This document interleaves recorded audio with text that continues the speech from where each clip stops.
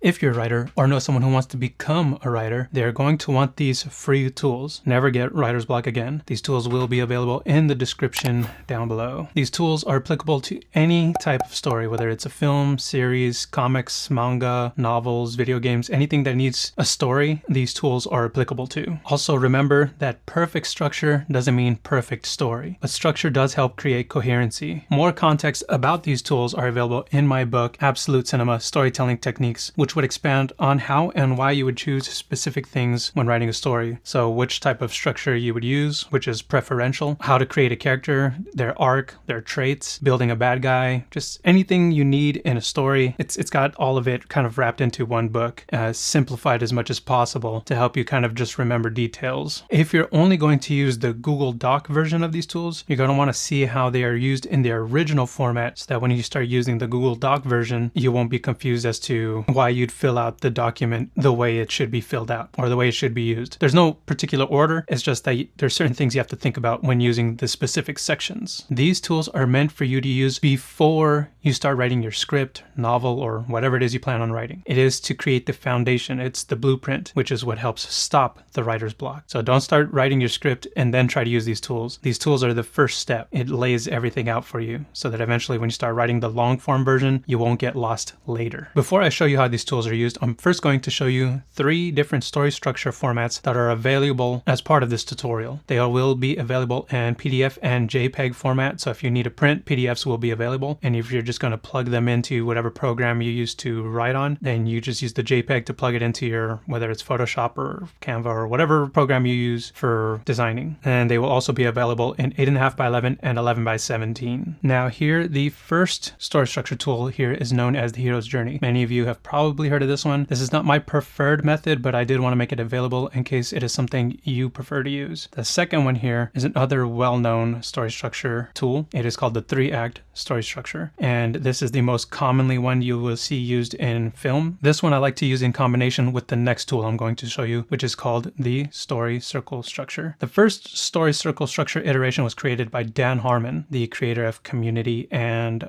Rick and Morty. Now, while this is the first version, it is a little bit vague, which is why I would encourage you, depending on the type of project you're going to use the Tyler Morey version. Now, Tyler Morey's version is a lot more, I would say, complex. Not complex, but there's just a lot more attention to detail. So this is actually what I would say is the preferred method. I would prefer to use this one over the Dan Harmon one because it does help decrease the chances of having plot holes in your story. And the third iteration of this is by yours truly. I designed this one as a kind of in-between of Dan Harmon's and Tyler Morey's. So it's not as vague as Dan Harmon's, but it's also not as intricate as Tyler Morey's. So it's a little less intimidating to use. And the film that we are later going to use as an example on how to use these tools, I will be using my version of the story circle structure.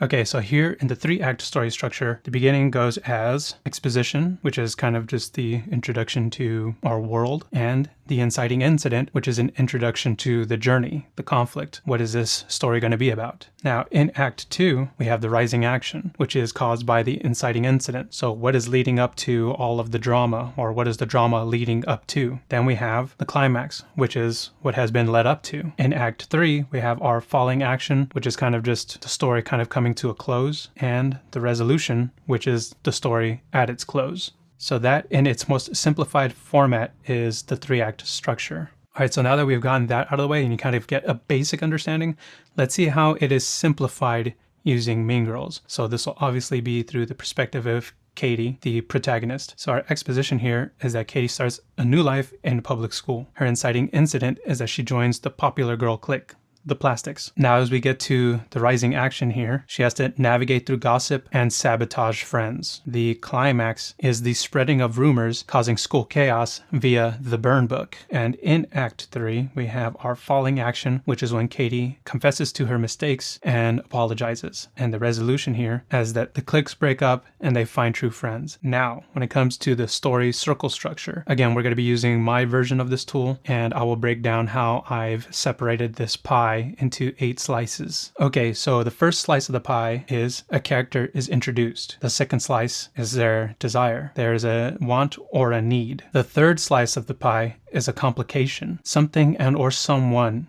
is obstructing the desire, which leads us into the fourth slice, which is to react. The character engages with the complication, which 5 gives them progress. The desire is either within reach, somewhat obtainable, or still worth pursuing. However, there's a problem. The obstruction intensifies, forcing the character to take action with a more extreme act, which must be made. And 8 is change. The character and or those around them have been altered. So in this story circle structure that I've designed, it is around this universal rhythm amongst stories that you can see throughout all of time, where a character has a desire, but there's a complication. So the character must react to the complication until it becomes a bigger problem, which then forces this character to take a more extreme action, which is influenced by the change that they have made through the journey. So now let's see how this is used in Mean Girls. We have our main character here, who is Katie. Katie is a Fez from Africa. I just put Fez as foreign exchange student from That 70s Show, but really she is already immigrated into America. Kind of just put that to simplify it. Second here is her desire. She wants to assimilate into high school. The complication she has is that she gets caught between friend groups. She's not used to American culture, so she doesn't understand how tribal we can be here in America as well. Her initial reaction is to play both sides. The progress she makes is that she becomes the new popular girl in school. However, this creates a problem because popularity comes with drama, so she must take action and admit faults and repair her relationships. And the change here is that she becomes a mature teenager. So that's how you would simplify Katie's story in Mean Girls. Now, the interesting thing about the story circle structure is that it can be used for the entire story, an individual act in a story, each scene in a story, and even each character in a story. So you can create a web of these story circle structures that kind of connects by these 6 degrees of separation. And what I mean by that is that you can use it also on other characters. So example here we have Janice Ian, who has her own story circle structure. And not only that, but also we have Regina, who also has her own story circle structure. I won't break it down right now. I'll do this in a separate episode, but just to show you that it is possible to use the story circle structure for every aspect of your story. Another thing too that is going to help you with more long form storytelling is how to build the character. So for example, let me come back to this page in a second. This is the character building chart here. Now the traits of a character here are belief, which is the ideological position of a character. The lie is the narrative distortion about the world. It's their conflict in the story. The want is the visible goal that drives their actions. Need is the discovery or acceptance that the character must come to realize about themselves. And need is not necessary for every character in every story. Sometimes you can go completely without the need. The truth is the epiphany, the narrative lie that is overcome by the character. And what you would do is you would select a type of arc. So let's go, for example, with Katie. We have here, the name is Katie Heron, right? So Katie goes through 2 different archetypes. She starts in a negative archetype, but becomes a redemptive character. So there are 3 negative types of characters, and I hate to do this to you guys, but if you want to learn more about the different types of character arcs, you can go ahead and buy my book, Absolute Cinema Storytelling Techniques. It goes into more detail. Anyways, Katie starts as a negative change arc character, but eventually goes into the redemption arc. So as you can see here, you have belief, lie, want, need, and truth. Now for Katie here, her belief is that people are good and straightforward like in the wild. She's from Africa, so she really only knows Africa, which to her is a very simple view of the world. Now the lie that she struggles with is that to belong she must manipulate, conform, and prioritize popularity over authenticity. The want that she has is to fit in with the plastics, win Aaron, and dethrone Regina George. The need, which is not required by every character, but the need here for her is to stay true to herself while building genuine connections. And the truth, which is the kind of climactic moment for a character, is when they come to a realization, overcoming the narrative lie. So the truth for her would be that authenticity creates real belonging, while popularity without integrity is hollow. So this here is how you would create a coherent character. You kind of just use this chart to kind of create the character's beliefs. Okay, so now if we go back to our story structure here, one thing that I think a lot of people might overthink is this first step here,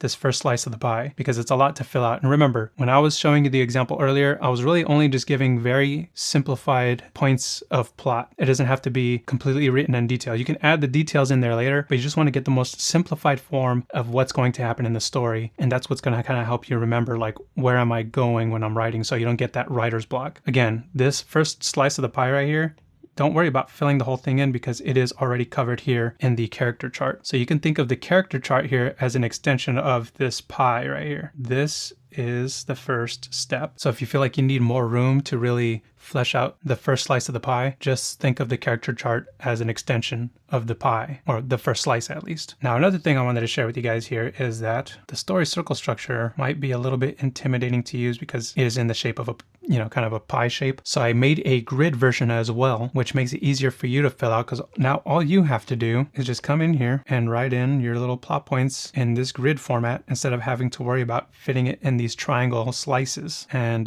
it works either way. So this is just to help you kind of overcome the circular format. Anyways, so those are the different tools that are currently available. Now to get to the Google Doc form of this tools. So when you go here in the folder that is available in the link below to get to these free storytelling tools, this is the Word document format of this. Now this also has a table of contents, so you can browse here. You can see on the right. On a computer, the table of contents will be on the left. Anyways, so if we look here, as we scroll through here, you can scroll down to 3-act structure, and it's separated like this, and it's the same thing here. You literally just fill in the blank. So, and you fill it in just using the same principles, but instead of it being these kind of graphic looking charts, it is just a Word document. And all 3 story structure styles are also in here, as well as the character building chart. So if you prefer to have this as a Google Doc, then it is available in a Google Doc format. Now that we've gone over everything, I just wanted to remind you guys that these tools are to build the foundation for your story. It's the blueprint. Nothing is set in stone until you are on set and ready to shoot. And even then, you can make minor adjustments to the story. But the point is to be as narratively prepared as possible. You'll be able to answer any question that might come up on set. Also, during this initial writing process, don't feel like once you've written something down, it's set in stone, because it's not. Right now, it is the experimental phase. You're trying to figure out what works in the story and what doesn't. Add the details after you've created this simplified foundation, the blueprint. And again, these tools here can work, like I said, on any medium of story. So whether it's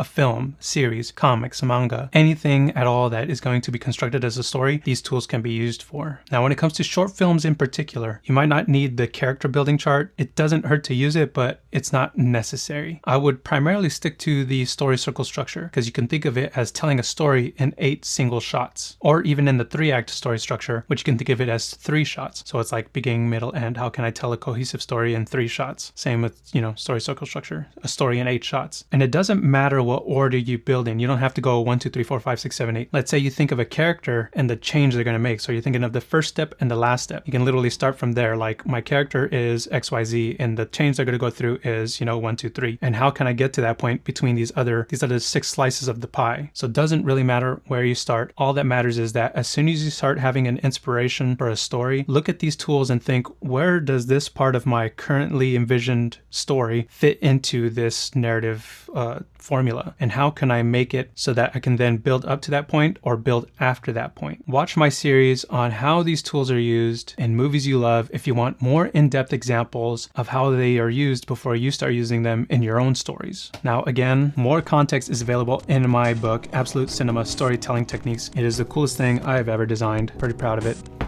It helps me support what I do, and I guarantee you it'll help you stay motivated and focused on the purpose of your story. Share these tools with your friends, and if you need my help personally, I do offer services, and you can get an idea of what I provide in this video right here, and also you can visit the link in the description to get to that video. So thank you for your time, and I hope these tools help you on your writing projects.